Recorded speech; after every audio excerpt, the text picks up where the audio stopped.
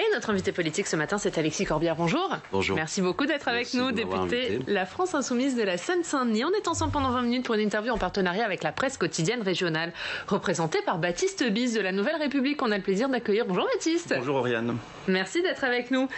On commence, Alexis Corbière, par la nouvelle loi antiterroriste. Les députés ont commencé à l'examiner hier après-midi. C'est une loi qui renforce les moyens de renseignement pour prévenir les actes terroristes et qui renforce aussi le contrôle des condamnés pour terrorisme à leur sortie de prison. Pourquoi vous vous opposez à ce texte ? Parce que vous dites gentiment, la nouvelle loi, de fait c'est une nouvelle loi, mais franchement c'est la reproduction de textes, de la logique de précédents textes. On en est à 36 textes, je crois, en 35 ans, qui concernent... On en a 20 textes depuis 1986. Oui, mais il y a entre les lois sur la délinquance, les lois sur le terrorisme, qui sont toujours la même philosophie, la restriction des libertés. Nous, on aimerait qu'on ait une discussion, une réflexion en termes de stratégie de lutte contre le terrorisme, contre ce terrorisme islamiste en particulier, mais sur le terrorisme en général. Et on a parfois l'impression qu'il y a une surenchère verbale au nom du fait qu'il faut agir pour, en quelque sorte, envoyer des messages à nos concitoyens. On restreint des libertés, on généralise des choses, par exemple les visites domiciliaires, je l'évoquais hier, sur les 149 visites domiciliaires qui ont lieu depuis 3 ans, 148 n'ont absolument servi à rien, et le seul moment où elle a été utile, sans doute que du renseignement, du bon vieux renseignement à l'ancienne, aurait été tout aussi efficace. Donc on ne donne pas assez de moyens à ce qui est utile dans la lutte contre le terrorisme, notamment des moyens humains par exemple. Alors il y en a eu des moyens humains sous ce quinquennat, il y a eu près de 2000 effectifs supplémentaires pour le renseignement intérieur. Notamment sur la plateforme Pharos, c'était l'objet d'un grand désaccord à l'époque avec le ministre Darmanin il y a peu de temps, ou même ses prédécesseurs. On a été un peu entendu parce que nous pensons que c'est ce type de dispositif qu'il faut aider. Ce que je veux dire, c'est qu'aujourd'hui, il y a des dispositifs législatifs qui existent, auxquels il faut donner des moyens humains, qu'il faut évaluer. C'est aussi la faiblesse de ce texte. Est-ce qu'on peut évaluer ce qui a été adopté il y a encore moins d'1 an ? Et on est parfois dans des textes qui se superposent et qui ont assez peu d'efficacité. Donc ça nous amène à vouloir avoir cette discussion et qui amène, et je trouve que c'est pour ça que c'est très politique, mais politicien au sens négatif du mot, ce que fait le gouvernement, c'est que sitôt que nous faisons des critiques, on a eu Dupond-Moretti qui est arrivé et qui nous a dit qu'en gros on était du côté des assassins, des islamistes. Moi, je trouve que quand il était avocat, c'était acquittator. Depuis qu'il est ministre, c'est insultator. Franchement, il fait que ça. Il est assez grossier, je lui ai dit hier. Le style, c'est l'homme, dit-on. C'était Buffon qui dit ça. Le sien est reconnaissable. Franchement, c'est assez vulgaire. Sitôt qu'on le critique, Sa Majesté a toujours raison. Et sitôt qu'on le critique, on est du côté des assassins. On est anti-flic. Ça, c'est surtout Darmanin qui fait ça. On est du côté maintenant des terroristes islamistes. Enfin, c'est insupportable. Et quand on aime le Parlement, et je le dis en plus parce qu'il faut défendre le Parlement, je le dis à plusieurs titres, et au passage, je rappelle que ma collègue Bénédicte Taurine encore, parce que comme député est allée à côté de paysans, elle s'est fait secouer et brutaliser. Mais quand on aime le Parlement et qu'on est ministre, quand on a l'opposition face à soi, on la respecte, on essaie d'écouter où sont les critiques et on ramène pas, comme je disais, des arguments tellement simples qui ne s'adressent qu'à des esprits simplistes, à savoir, si vous me critiquez mon texte, si vous voulez un bilan des 35 lois antiterroristes et contre la délinquance de ces dernières années, c'est que vous êtes du côté de ceux qui égorgent nos concitoyens. Franchement, c'est vulgaire et insultant. On va y revenir sur le fond de cet essai avec Baptiste. Alors, vous, concrètement, vous proposez quoi, quand même, pour répondre à cette menace terroriste qui est permanente ? Ce que nous disons, comme outil supplémentaire. Notamment renforcer nos services de renseignement, c'est assez important. C'est ça qui est déterminant, vous savez, c'est l'information. Tous ces algorithmes aujourd'hui qu'on nous propose ont assez peu d'efficacité, d'autant qu'ils sont mis entre les mains aussi de différentes agences qui sont liées aux États-Unis et qui sont liées notamment à la CIA. Donc tout ça... Mais pour vous, ça suffit le renseignement humain ? Il n'y a pas des, notamment sur ce qu'on appelle les signaux faibles, il n'y a pas besoin d'algorithmes et de plus pour détecter ces signaux. Mais c'est assez peu efficace. Justement, ce que je demande, c'est qu'on évalue ce qui a d'ores et déjà été mis en place. Et ce qu'on s'aperçoit, c'est que les différents attentats dernièrement qui ont été déjoués, les visites domiciliaires que j'évoquais, je crois qu'il y a eu, là aussi, sur les 58 ou 59 attentats qui ont été déjoués, franchement, dans l'ultra grande majorité des cas, 58, je crois, c'est du service de renseignement qui a permis de les déjouer. Donc, donnons les moyens à ce que ça ait lieu. Recrutons des gens.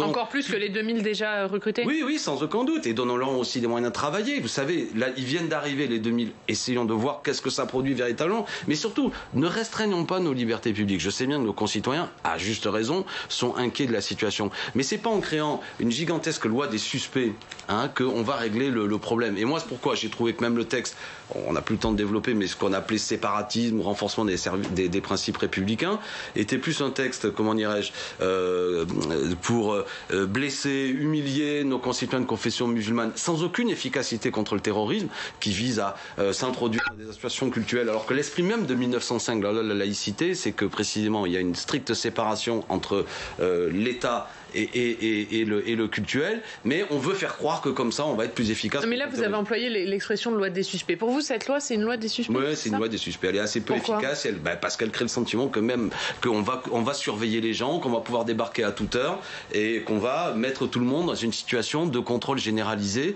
de ce qu'ils font, alors que tout ça, et notamment à travers des algorithmes sur les réseaux, alors que tout ça est assez peu efficace. Par contre, recrutons des gens, pourquoi pas même, on aura compris, des locuteurs particuliers, puisqu'on a affaire des fois de terroristes islamistes qui comprennent mieux ce qui se passe. Ça, c'est efficace. Et souvent, pourquoi on s'est affaibli par rapport à ça? C'est qu'on a eu des politiques publiques, en raison des politiques d'austérité, qui ont affaibli le service public, dont nos services de police et de renseignement. De votre point de vue, est-ce que ce texte menace l'état de droit? Un petit peu, oui, parce qu'effectivement, il restreint des libertés. Mais en quoi il menace l'état de droit? Non, mais je vais prendre un exemple sur ce que je veux dire, précisément qu'on me comprenne bien. Et je l'ai dit hier au ministre garde des Sceaux. Dernièrement, une des personnes qui a attaqué au couteau, je crois que c'était Rambouillet, est quelqu'un qui a de sérieux troubles psychiatriques. Et quelqu'un qui est allé en prison, qui s'est radicalisé en prison, c'est-à-dire qui est allé en prison pour des faits délictueux qui n'étaient pas liés au fait qu'il était islamiste. Et au sein de la prison, il s'est radicalisé, et à sa sortie de prison, n'ayant pas été suivi sur le plan psychiatrique et s'étant radicalisé, il a à nouveau frappé en faisant cet acte odieux que nous condamnons tous. Ce que je veux dire, c'est qu'on pourrait aussi s'interroger sur le fait que, et ça a été constaté par nombre de rapports parlementaires, que la prison aujourd'hui, telle qu'elle est, accueille déjà 30% de personnes, 25% de personnes qui ont des troubles psychiatriques, qui n'auraient rien à faire en prison, qu'il faudrait traiter à part. Je ne dis pas les mettre en liberté, ceux qui nous suivent ne tombent pas dans le panneau qui consiste à dire on veut les mettre dehors, mais traiter dans des structures particulière pour que le trouble particulier qu'ils subissent soit pris en charge, et qu'à l'inverse aussi la prison soit pas un lieu de radicalisation où des gens qui qui ne sont pas liés jusqu'à présent à une religion de manière exaltée et dangereuse en sortent de là. Ça aussi ce serait efficace. On peut en discuter de ça. C'est totalement absent du texte. À l'heure actuelle, la prison est quelque part un lieu de radicalisation. On travaille à ça. Ça m'intéresse et ça nous intéresse. Ça intéresse la société pour nous protéger. Mais justement, il y a près de 200 condamnés pour terrorisme qui vont sortir de prison. Et c'est aussi l'objet de ce texte, c'est de renforcer le suivi de ces personnes-là. Est-ce que là, vous êtes d'accord qu'il faut le renforcer, le suivi de ces personnes qui sortent de prison? Mais ce suivi existe d'ores et déjà. Et par ailleurs, l'idée aussi que quand ça veut dire qu'il ne faut pas le renforcer? Pas particulièrement, ou d'ores et déjà, vous savez, c'est pas des gens qui vont se balader librement qu'on va pas surveiller. Ça, mais au-delà de tout ça, bien sûr qu'il faut continuer à veiller à ce qu'ils font, éventuellement veiller à ce qu'il y ait un contrôle judiciaire, mais dans le cadre de l'état de droit. Vous savez, quand on a été condamné pour terrorisme, le renseignement continue à suivre ce que vous faites. Je veux dire, mais là, ça prolonge les mesures individuelles, ça prolonge leur durée, ça les renforce, ces mesures individuelles de contrôle. Est-ce que ça, vous allez le voter? Mais non, mais on est contre ce texte, vous l'avez compris. Vous ne voterez rien? On va voir le débat tel qu'il est. Nous, on porte des amendements, notamment par les services humains de renseignement, mais je veux dire, tel que la tournure qu'a pris le débat, vous avez raison qu'il ne faut jamais, quand on est parlementaire, préjuger, même si on a un désaccord de fond. Mais la manière dont le débat a été posé hier, on a bien vu, qui est un peu au burin, j'ai envie de dire. À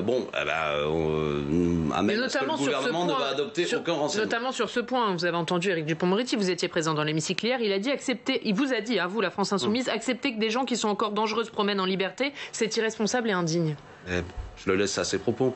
Moi, ce qui me sidère, c'est que ces gens qui font la leçon sont en responsabilité, que ce soit la droite ou le gouvernement actuel depuis des années, mais viennent accuser encore la France insoumise du fait qu'en quelque sorte nous serions nous responsables de la situation. Aucune modestie de leur part. Pour quelle raison, par exemple, sur le sujet d'antiterrorisme, il y a encore des gens qui continuent à frapper, notamment des policiers? Pourquoi des gens qui ont, j'ai évoqué ce cas de quelqu'un qui a un trouble psychiatrique. On pourrait continuer sur, par exemple, les violences faites aux femmes, qui était soi-disant le grand sujet, que monsieur le garde des Sceaux aussi devrait nous aider un peu. Regardez le nombre de cas de gens qui ne sont pas suivis, qui ont frappé leur femme, que leur épouse, hélas, souvent désormais décédée, est allée au commissariat, mais la justice n'a pas suivi, la police n'a pas eu les moyens. Ces gens-là, non. Là, je parle pour le coup de l'arrogance avec laquelle M. Dupond-Moretti s'adresse à nous, ne tire aucun bilan de leur faiblesse, qui pas leur faiblesse personnelle, mais souvent des conséquences des politiques qui mènent, et nous mettent encore sur les genoux la responsabilité des problèmes. Donc tout le monde voit bien que c'est politicien tout ça, totalement politicien. C'est des textes d'agitation, ces textes qui n'ont pas d'efficacité, c'est des textes de cache-misère en vérité, souvent des conditions de travail difficiles dans lesquelles travaillent nos renseignements. Et comme je le disais surtout, et on va peut-être arrêter sur cette séquence, c'est que... Mais juste un dernier mot, parce que les choses soient claires, parce que je l'ai dit hier à la tribune, et je je veux que la formule soit claire. Un acte terroriste, c'est pas... Il y a une différence avec ce qu'est un acte criminel, c'est qu'il a une volonté politique, c'est-à-dire de mettre une société sous tension, d'amener à ce que notamment les dispositifs législatifs de la société évoluent. Donc prenons garde, parfois c'est nécessaire de faire évoluer la loi, mais nous-mêmes de ne pas accepter l'agenda que nous fixent les terroristes, en quelque sorte en créant une situation qui vise à souvent notamment montrer une partie de nos concitoyens comme étant des suspects a priori. Là j'évoque plus la loi sur laquelle j'avais beaucoup travaillé sur séparatisme que j'évoquais, c'est que les associations culturelles d'un certain culte sont surveillées alors que tout démontre qu'en vérité ça n'est pas juste un dernier mot avant de passer à un autre sujet avec Baptiste. Vous allez saisir le Conseil constitutionnel sur cette loi antiterroriste? Oui, c'est Hugo Bernal ici qui s'occupe de ça. On va saisir parce qu'on pense que nombre de libertés publiques sont mis en cause. On va parler du Tour de France. Emmanuel Macron. Le président de la République entame aujourd'hui son Tour de France par le Lot, son Tour de France des régions, qui va le conduire tout l'été dans 10 départements, enfin dans 10 régions.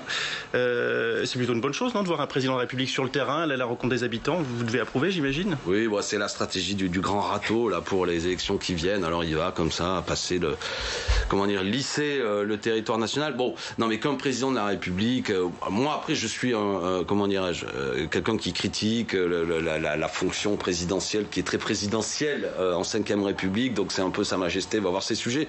Bon, mais l'idée qu'il aille sur le terrain, moi je vais pas la critiquer. Par contre, acceptons l'idée qu'il est en campagne présidentielle. Voilà ce qu'il est en train de faire.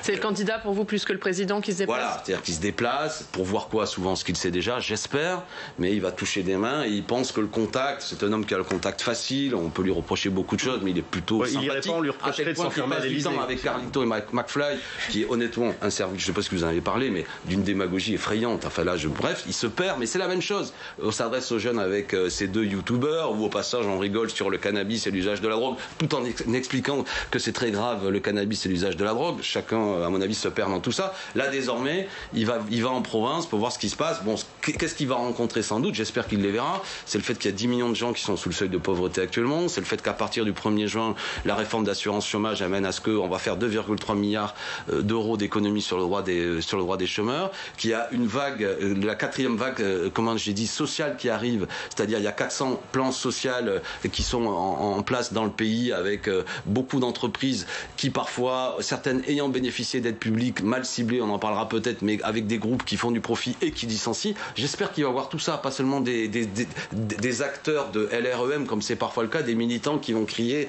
Macron, Macron sur son passage. Bon, on regardera les images attentivement, mais ils nous ont déjà fait le coup, vous savez, d'une mise en scène, comme vous savez, qu'on appelle ça le truc Potemkin, quoi. C'est-à-dire qu'on fait visiter des fausses usines avec la fumée qui sort des cheminées, alors qu'il n'y a rien derrière. Là, c'est parfois le cas, quand Macron se promène, il n'y a que des gens enthousiastes, vive Manu, et puis en vérité les militants sont mis au loin, les CRS bloquent, etc. On observera tout ça. On va parler des aides puisqu'on va parler du budget rectificatif qui est présenté ce matin, Baptiste. Effectivement, le gouvernement présente ce matin au Conseil des ministres un budget rectificatif de 15 milliards de mesures d'urgence pour les secteurs les plus en difficulté. Ça, on imagine que vous allez l'approuver et que vous allez voter ce budget rectificatif. Non, mais aider les entreprises, bon, il faut le faire. Là, globalement, quand même, ce qui se passe à partir de c'est que ça va commencer à être dégressif. Vous avez du mal à dire que vous allez voter un texte du gouvernement, quand même. Parce qu'il y a un effet leurre, surtout ce qui est en train d'être mis en place, c'est que progressivement, les aides vont commencer à baisser, d'accord? Surtout, moi, ce que je regrette, et là où le gouvernement a mené une mauvaise politique et a gaspillé de l'argent public, c'est ce que j'évoquais tout à l'heure. C'est que dans les aides publiques qui ont été accordées aux entreprises, ça n'était pas ciblé. On a un tissu économique qui a besoin d'être TPE, PME, indiscutablement, il faut continuer à les aider, et je regrette que là, ça commence à baisser les aides, alors qu'il faudrait continuer à les aider. Donc c'est 15 milliards, c'est oui pour vous? Non, mais il y a un gaspillage d'argent public sur lequel, notamment toutes les entreprises qui ont touché des aides publiques, qui ont fait des profits et qui licencient, devraient rendre l'argent. C'est ça que devrait exiger ce budget et le dispositif qui devrait être mis en place. Est-il normal qu'en période de crise du Covid telle qu'on vient de le rencontrer, les sommes reversées aux actionnaires, les dividendes reversés aux actionnaires de la part de nos grandes entreprises n'a jamais été aussi important, 51 milliards d'euros de dividendes reversés aux actionnaires. Nous, on a proposé une loi anti-profiteur de crise, pour le dire simplement, que toutes les entreprises qui ont fait des surprofits en période de crise se voient un peu raboter les choses, qu'on accepte qu'elles maintiennent leurs profits un peu classiques, mais tout ce qui est du surprofit profits en période de crise soient redistribués vers ceux qui en ont besoin. Au motif que ça n'est pas fait, vous ne voterez pas le reste? Oui, sans doute, parce qu'en fait, je dis, c'est un texte d'affichage qui vise à masquer en vérité le fait que les aides pour les entreprises vont commencer à baisser et qu'on a gaspillé, les mêmes qui mettent ça en place, beaucoup d'argent public qui serait nécessaire aujourd'hui pour continuer à aider nos entreprises. Et enfin, ce que je veux, moi, c'est qu'on ait en place un dispositif d'interdiction des licenciements dans les entreprises qui font des profits. Parce que vous savez, ce qui est en train d'avoir lieu, c'est des milliers de licenciements qui sont en place et ça va coûter extrêmement cher au pays, sans compter toute une série de mesures sociales. Je ne peux pas oublier de vous dire que depuis hier, c'est le début des expulsions locatives, des possibilités qui recommencent. C'est la fin de la trêve hivernale. Voilà, pardon de le dire mieux que moi. C'est 60 000 familles qui sont concernées. Moi, je suis élu de Seine-Saint-Denis, c'est ça que je vois. C'est ça que je vois. Je vois des patrons qui en peuvent plus et qui ne sont pas assez aidés. Je vois des gens qui subissent la précarité. Je vois des gens qui basculent sous le seuil de pauvreté. Je vois des familles qui sont en situation difficile et qui risquent d'être expulsées. Voilà ce qui m'inquiète.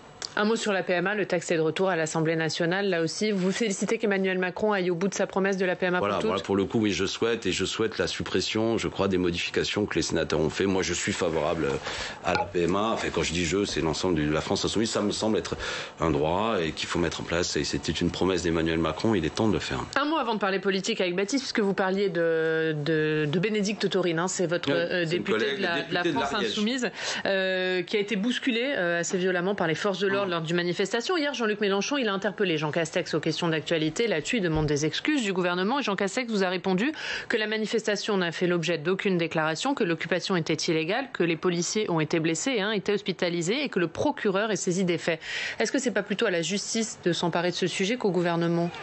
Non, mais que la justice s'en saisisse, c'est une chose. Mais que les choses soient claires. Et quand je dis ça, je le dis au Sénat, et en défendant les sénateurs et les députés, quelle que soit leur couleur politique. Je dis bien quelle que soit leur couleur politique. Qui n'est pas méprise. L'immunité parlementaire ne doit pas servir à ce que des actes délictueux, personnels, soient protégés. Ce serait scandaleux. Là, ce dont on parle, Bénédicte Taurine, si elle va là, c'est que c'est la Confédération paysanne. C'est une élue de l'Ariège, où il y a évidemment milieu rural, des agriculteurs, etc. Et ils amènent à vouloir la Confédération paysanne occuper une agence pour l'emploi afin de faire pression pour obtenir un dialogue avec le gouvernement. Si elle y va, c'est comme députée politiquement pour accompagner cette occupation pacifique. Immédiatement, la police a débarqué. Moi, j'en veux pas directement aux policiers. Les consignes qui sont données, c'est assez rapidement dégagez-moi tout ça. Alors, et deuxièmement, Bénédicte Taurine portait son écharpe d'élu et on voit les images que vous avez montrées. Le policier la sort brutalement et même la frappe dans le dos et la fait tomber. Moi, je veux dire, ce symbole d'une élue portant l'écharpe, qui se fait frapper par un policier brutalement. En plus, si vous connaissez Bénédicte Taurine, c'est une amie. C'est pas un gros gabarit, hein. Je veux dire, le policier la frappe. Moi, je suis pas d'accord. C'est pas ma République. Moi, je suis pas d'accord. Et donc, l'interpellation qu'a fait hier Jean-Luc Mélenchon est de dire attention, là, ce climat, ça nous est déjà arrivé, que des députés se fassent verbaliser dans l'Assemblée nationale, qui sont même pas insoumis, que notre collègue Loïc Prudhomme à Bordeaux, une fois aussi, avait pris un coup de matraque sur la tête, etc., etc. Qu'en quelque sorte, il y a des policiers qui n'ont pas, comment dirais-je, le rappel que, attention, quand il y a un parlementaire, il est là sans doute pour essayer de faciliter ou de chercher le dialogue, il est là pour des raisons politiques. Ça ne veut pas dire qu'il est au-dessus des lois, mais on doit quand même veiller à ce que le sens politique de sa présence ne soit pas, traité à coups de poing ou à coups de bousculade. C'est important pour défendre la fonction parlementaire. Donc je le dis, amis qui m'écoutaient, je défends pas seulement Bénédicte Taurine, même si c'est une amie. C'est l'idée que quand même le parlementaire, c'est important, c'est un contre-pouvoir, et par définition, le pouvoir doit accepter que quand un représentant de ce contre-pouvoir est là, il peut pas être bousculé. On va parler des régionales en Ile-de-France, Baptiste. Oui, un nouveau sondage qui a été publié hier qui donne encore une fois Valérie Pécresse largement en tête des intentions de vote, devant le candidat du Rassemblement national, devant le candidat de La République en marche, et tous les candidats de gauche sont en retrait. Même Audrey Pulvar repasse sous la barre des 10%. Est-ce que vous n'avez pas l'impression maintenant, à quelques semaines du premier tour, qu'ils sont tous en situation d'être éliminés, en tout cas que cette multiplication des candidatures à gauche est éliminatoire? Alors, moi je vais en faire une lecture, on pourra discuter d'autres régions, positive. Déjà, il faut toujours aller vers la victoire et pas cultiver la morosité. Ce que j'observe, déjà parlons de la candidate qui m'intéresse, Clémentine Autain, qui est à 10% dans les sondages. C'est un joli score qui peut pourquoi pas être en tête des listes de gauche que vous évoquez au soir du premier tour. C'est le 20 juin, il faut s'organiser pour aller voter. Merci à Public Sénat de rappeler l'importance de cette élection. Ceux qui m'écoutent, allez voter. Ceux qui peuvent donner un coup de main pour être assesseurs, on a besoin. Il ne faudrait pas qu'une des victimes du Covid soit la démocratie. Deuxièmement, je reviens à mon sujet. Oui, Clémentine Autain peut être, pourquoi pas, en tête de ces 3 listes de gauche. Nous nous sommes engagés, nous l'avons répété, à ce que nous sommes favorables à ce qu'elles fusionnent. Et on peut avoir un second tour très ouvert, en vérité, où nous pouvons tous rassembler, être à plus de 30%, et pourquoi pas aller battre Madame Valérie Pécresse. Parce que je trouve qu'on parle beaucoup de Monsieur Bardella. Moi, j'essaie de regarder les chiffres. La dernière fois, Monsieur Valéran de Saint-Just était à 18,5 Rassemblement National. Donc en vérité, Monsieur Bardella, qui a droit à des titres, des fois de certains journaux, expliquant que le RN progresse, en Ile-de-France, à ce stade, je ne sais pas ce qui sortira des urnes, et dans un score assez classique de ce qu'est le Rassemblement National, anciennement Front National. Et moi, j'observe que au sein des listes écologistes, ce que nous portons, nous, avec Clémentine Autain, France Insoumise et nos amis communistes, et le Parti Socialiste, déjà, il y a un effondrement du Parti Socialiste. Ça, c'est une caractéristique politique qu'il faudra analyser. La candidate de Madame Hidalgo est au plus mal. Bon, alors il faudra analyser ça, mais ça peut peut-être dire quelque chose par rapport à d'autres débats. Et nous, on est... Ça veut dire quoi? Que ça va être un problème pour la candidature d'Anne Hidalgo à la présidentielle? À mon avis, c'est-à-dire qu'on a... Écoutez, Audrey Pulvar, par ailleurs, que moi j'apprécie beaucoup et à laquelle j'apporte mon soutien, notamment encore dernièrement quand elle s'est fait menacer, intimidée, on va dire, par Monsieur Darmanin pour des propos qui sont quand même... On a le droit de tenir les propos qu'elle avait tenus en disant qu'elle avait vu des choses glaçantes et elle s'était fait menacer d'être traînée en justice. Mais bon, là, je veux dire, elle est sur un toboggan. Donc, et ça, c'est quelque chose qui est l'élément nouveau. Je rappelle que Monsieur Barthelone, qui portait les couleurs du PS lors des dernières élections régionales, était à 25%. Cette fois-ci, Madame Pulvar, qui est la candidate de Madame Hidalgo, est à 9%. À bon entendeur, salut. Peut-être que ça veut dire quelque chose. On analysera après. Moi, je me méfie de discuter trop, de débattre trop sur les sondages. Mais juste pour qu'on soit bien clair, Alexis Corbière, parce que vous nous dites, vous souhaitez le rassemblement des listes de gauche, on le et vous même pensez dès que le c'est premier tour vis-à-vis de certains. Et vous pensez que c'est Clémentine Autain qui sera en tête? Je le souhaite. Si jamais c'est Julien Bayou qui est en tête, parce que au moment c'est les sondages. Eh bien, ce sera derrière Julien Bayou. Ça veut dire que vous rangerez clairement derrière Julien Bayou. Il n'y a pas de débat. Ah, mais clairement. Non, mais je veux dire, on l'a dit clairement. Clémentine Autain l'a répété. On souhaitait même, avec Julien Bayou, pourquoi pas discuter de liste commune dès le premier tour. C'est eux qui n'ont pas voulu. Comme souvent, nos amis d'Europe Écologie Les Verts ne veulent le rassemblement que derrière eux. Le truc singulier, c'est qu'après, ils nous reprochent à nous, soi-disant la France Insoumise, d'être toujours... Mais eux, bon bref, qu'importe. Là, il y a un premier tour. Moi, je trouve ça pas inintéressant. Il faut observer, il faut faire campagne. On fait campagne. D'ailleurs, au passage, on fera sans doute un meeting le 13 juin à Montreuil avec Clémentine Autain, alors que vous avez peut-être suivi que le préfet nous avait dit qu'il était annulé. Ça aussi, c'est pas normal. Là, vous pourrez le refaire? A priori, tel qu'à l'heure où je parle, je croise les doigts. C'est plutôt en train de bien évoluer pour que cela ait lieu. Je le dis donc à ce micro.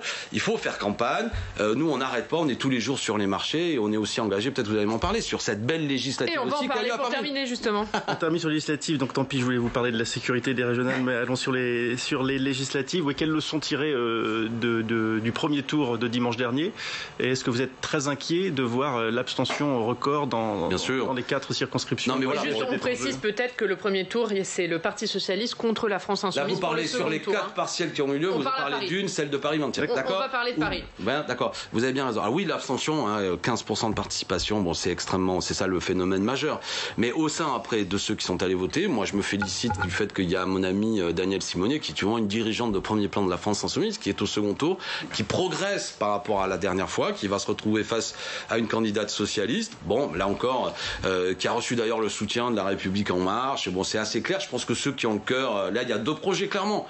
Le hollandisme qui revient avec cette candidate socialiste, c'est la dernière circonscription, la dernière députée parisienne. Mais ça peut être intéressant que ce soit... Quand vous voyez les communistes soutenir la candidate socialiste? Je le souhaite. Je pense que les électeurs communistes se retrouveront dans la candidature de Danielle Simonet, qui est celle qui est la plus proche, évidemment, de ce que pensent les communistes, dans les luttes.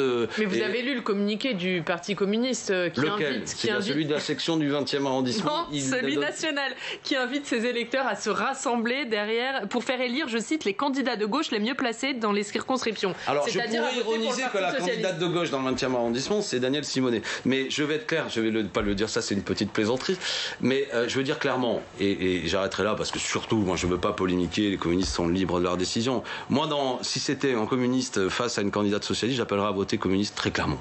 Voilà. Donc chacun après en tirera les conséquences. Je n'aurai aucune ambiguïté, je serai très clair. Pour moi, donc vous regrettez cette déclaration du Parti communiste ? Rien. Maintenant, c'est une dynamique qu'il faut créer. Daniel le fait. Ce soir, il y aura Jean-Luc Mélenchon qui sera dans le 20e arrondissement à 17h20 pour soutenir Daniel Simonet. On sera là. Et moi, toute la semaine, j'y étais déjà allé. On va y aller. Elle peut gagner. C'est ça qui est intéressant. Honnêtement, c'est un événement politique. Il y a une insoumise de plus à l'Assemblée nationale. Le fait qu'il y ait une socialiste de plus pour s'abstenir sur beaucoup de textes, etc., me semble pas être quelque chose de majeur. Donc les amis, surtout, au-delà de ce que font les uns et les autres, il y a 15% de participation au premier tour. Il faut que la participation augmente de manière générale. Moi, je suis un républicain qui pense que le souverain, c'est le peuple. Il faut aller voter. Et je répète, cher Oriane, parce que vous le faites ici régulièrement, le 20 juin, élection régionale, on a besoin de gens, impliquez-vous, on a besoin d'assesseurs. Moi, je veux pas que cette élection soit aussi à minima. C'est ça qui m'inquiète. Et beaucoup d'appareils politiques se félicitent qu'il y ait une faible participation parce que leurs petits réseaux permettent d'obtenir des scores. Moi, je suis pour que le peuple vienne. Voilà. Et rappelons-le, 20 et 27 juin, élection régionale. Et vous avez raison, on en parle beaucoup dans cette émission. On va continuer à en parler d'ailleurs tout de suite de ces régionales et ces départementales. Mais je vous remercie d'abord, Alexis Corbière. Merci de m'avoir invité. D'être venu. Et